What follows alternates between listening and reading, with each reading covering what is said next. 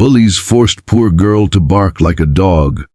They didn't know she's the rain poured over the schoolyard as laughter echoed through the wet concrete. A trembling girl named Mara Lopez knelt on the ground, her knees scraping against the gravel. Her torn uniform clung to her skin as the biggest bully in school, Chad Miller, leaned down and sneered. "Come on, poor girl," he said cruelly, his voice loud enough for the crowd. "If you want to sit with us, bark like a dog. Let's hear you beg for food, huh?" Everyone laughed. Some filmed it. Others just watched silently, guilt burning behind their stares. Mara's lips trembled. She could have crushed him right there. She knew it.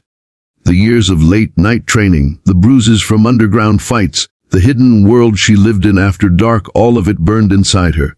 But she stayed silent, because no one here knew who she really was.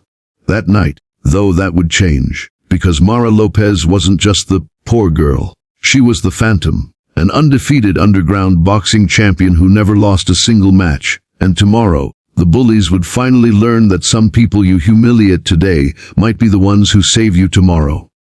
Mara Lopez had always lived on the edge of survival. Her mother cleaned offices at night, and Mara worked early mornings at a diner before school.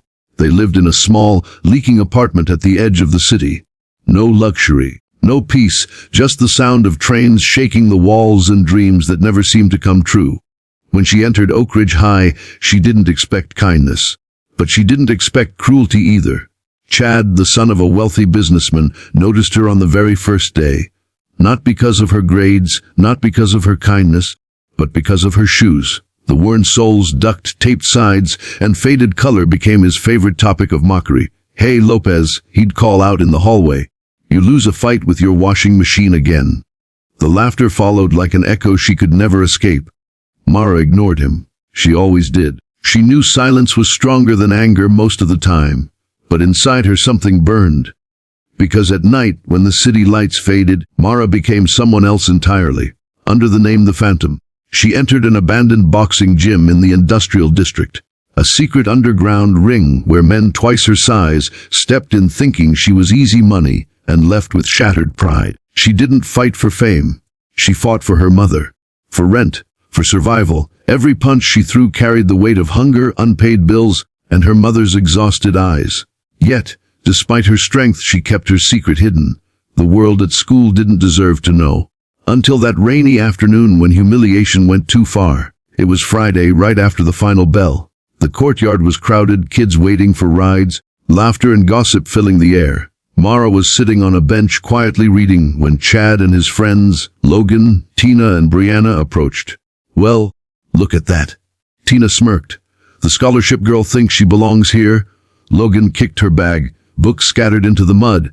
"Pick it up," he ordered. Mara did, quietly, calmly. But Chad wasn't satisfied. He wanted a reaction. "Tell you what," he said, stepping closer, his expensive sneakers splashing water near her face. "You can pick it up like a dog.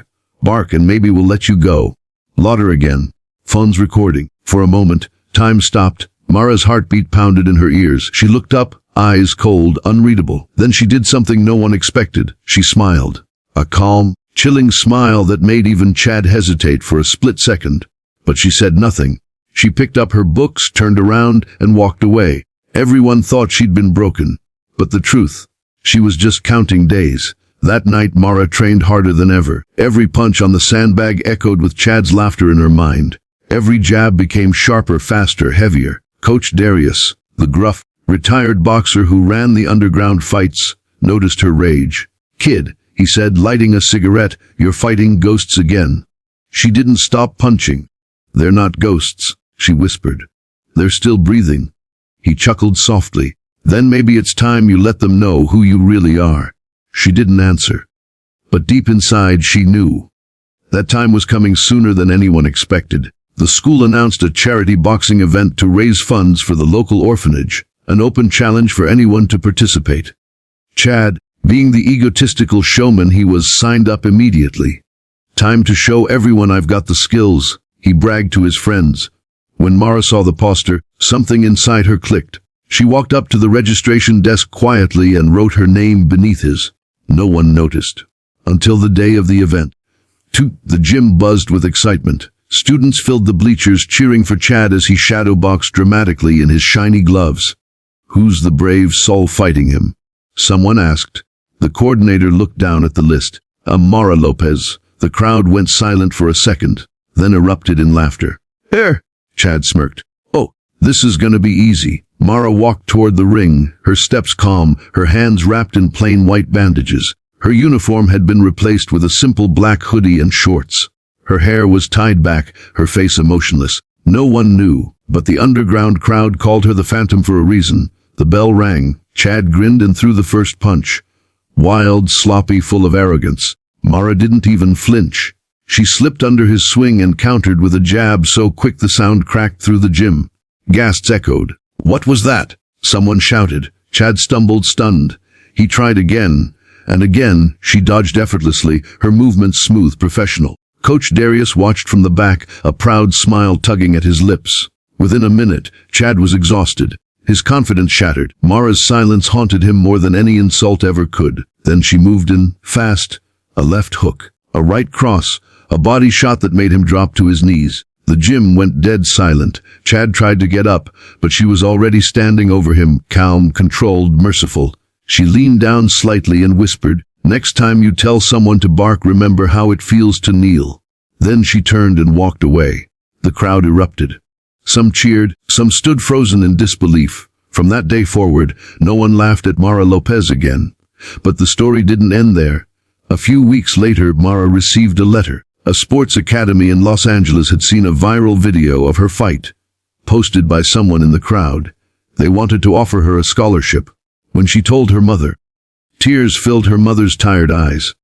"You've been fighting all your life, Mija," she whispered. "Now it's time to fight for yourself." Mara looked out the window, where the city lights shimmered like distant hope. She smiled softly. "Maybe," she said, "but I'll never stop fighting for others too." Mara Lopez's story became a quiet legend in Oak Ridge High. Not because she was strong, but because she proved something far greater, that kindness doesn't mean weakness, that silence isn't surrender, and that no matter how poor or broken life makes you, when you stand for your dignity you become unstoppable. Because sometimes, the people the world laughs at today are the same ones who teach it respect tomorrow.